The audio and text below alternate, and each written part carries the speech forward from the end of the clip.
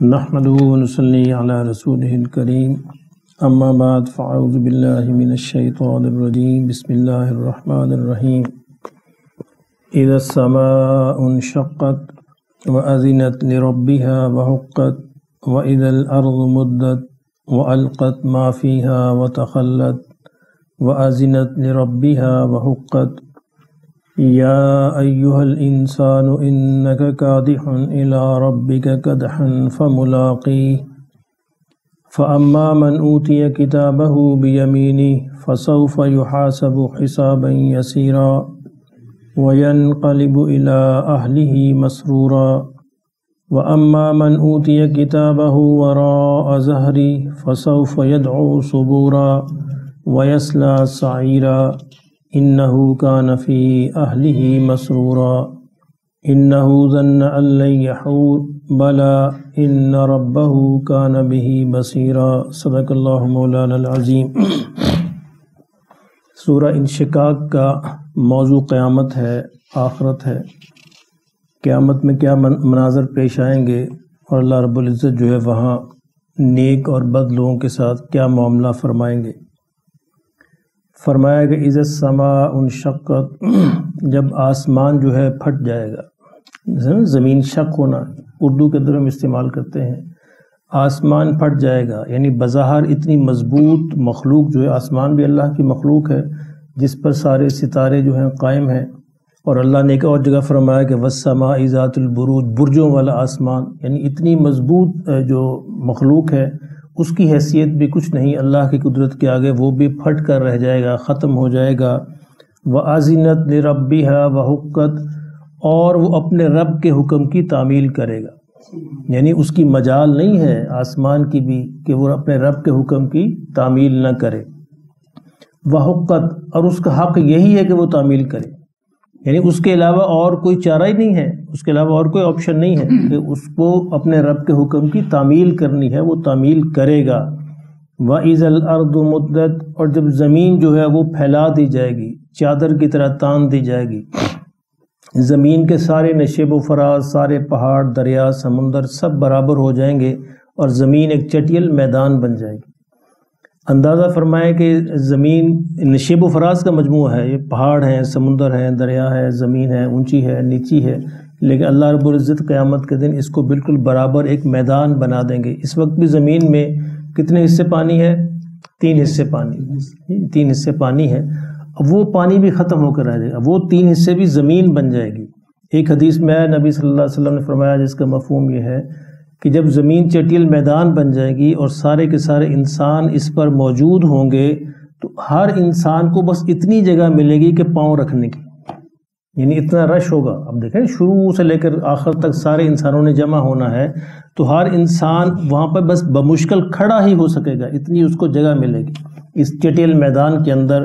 وَأَلْقَتْ مَا فِيهَا وَتَخَلَّتْ، اور زمین اپنے سارے بوجھ جو ہے باہر نکال پھینکے گی، سورہ زلزال کے اندر بھی ہم نے پڑھا، وَتَخَلَّتْ، اور خالی ہو جائے گی۔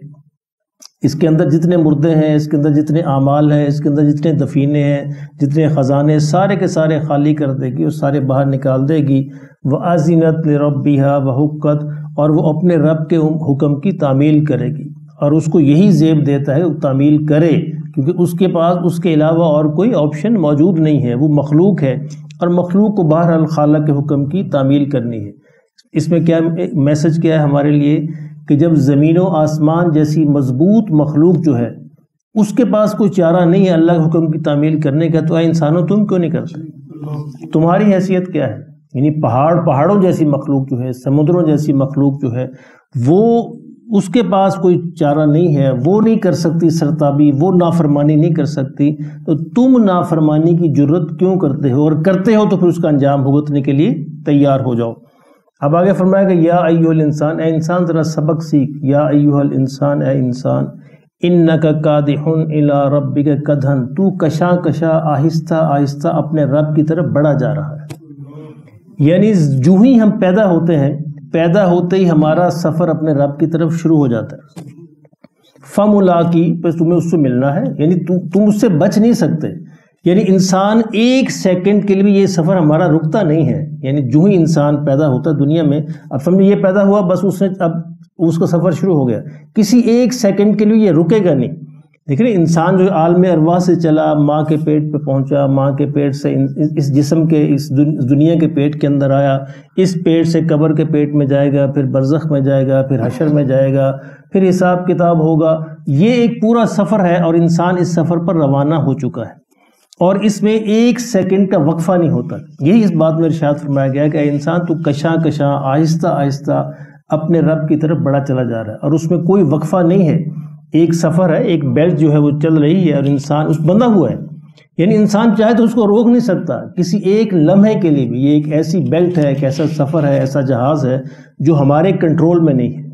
ایک لمحے کے لیے ہم ان کنٹرول نہیں کر سکتے، ہمیں بہرحال اس کے ساتھ ساتھ چلنا ہے اور انسان چل رہا ہے. اور اس کا انجام کیا ہے؟ فَمُلَاقِيهِ، تمہیں اپنے رب سے ملاقات کرنی ہے، تمہیں اپنے رب سے ملنا ہے. اور جب ملنا ہے تو کیا ہے؟ حساب جواب دینا ہے. وہاں پہ پھر جواب دینا ہے کہ میں نے تمہیں کس مقصد کے لیے دنیا کے اندر بھیجا تھا. اب اس کا جواب ہمیں دینا ہے. یہاں پر ہم جو بھی عمل کرتے ہیں دو ہی سوال ہے اللہ کے پاس کہ تم نے یہ عمل کیا تو کیوں کیا، اور یہ نہیں کیا تو کیوں نہیں کیا.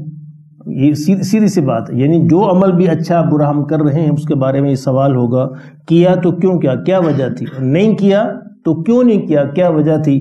اگر ہم اس کے بارے میں کوئی اطمینان بخش جواب دے سکے تو چھوٹنے کا امکان ہے، اگر نہ دے سکے تو پھر پھنس جائیں گے. کیسے پھنسیں گے؟ آگے انہی دونوں گروہوں کا بیان ہے. وہ جو جواب دے دیں گے جن کے اعمال بھاری ہوں گے، فَأَمَّا مَنْ أُوتِيَ كِتَابَهُ بِيَمِينِهِ، تو پس جن کو ان کا حساب نامہ، ان کا اعمال نامہ جو دائیں ہاتھ میں دیا جائے گا، فَسَوْفَ يُحَاسَبُ حِسَابًا يَسِيرًا، تو اللہ ان کا آسان حساب لے گا. جن کا اعمال نامہ، ایسا نہیں ہوا کہ ان کے نیکیاں بدیاں بھی ہوں گی، لیکن چونکہ نیکیوں کی وجہ سے اللہ ان کو معاف فرما دیں گے، درگزر فرمائیں گے، تو ان کا آسان حساب. ایک حدیث میں آتا ہے کہ اللہ کے سامنے پیش تو وہ ہوں گے، اللہ کے سامنے ان کی پیشی تو ہوگی، لیکن اللہ ان کو گنوائے گا نہیں ان کی بدیاں. بس ایک ملاقات ہوگی اور ملاقات کے بعد کہے گا جاؤ موج کرو، موجہ مارو.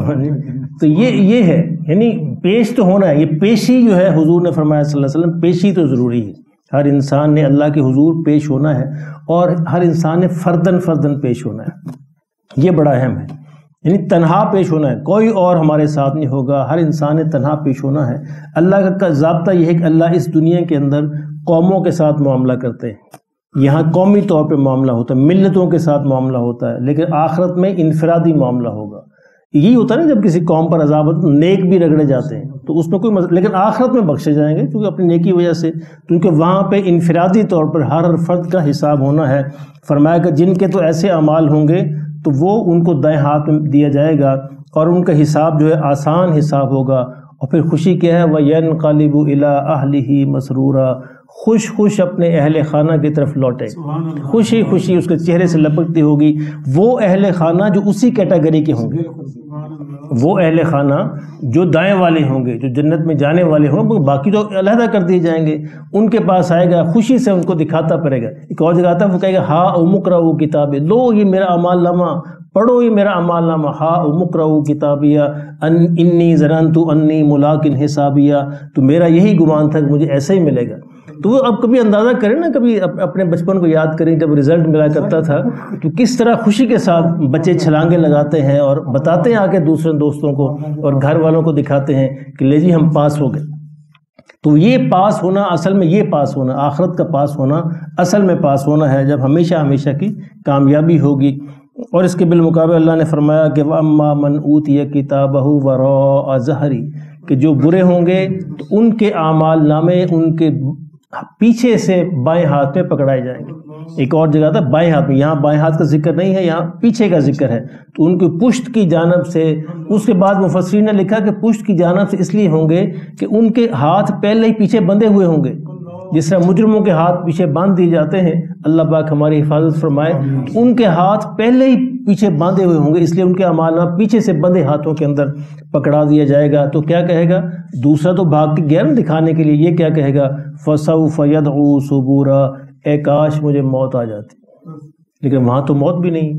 کہ ختم ہو جاتا، میرے بچ جاتا، مٹی ہو جاتا. فسوف یدعو، تو دہائی دے گا. یدعو کا مطلب دہائی دے گا، پکارے گا سبورا، اپنی ہلاکت کو، اپنی موت کو، کہ کاش میں آج ہلاک ہو جاتا، آج میں مر جاتا، مٹی ہو جاتا.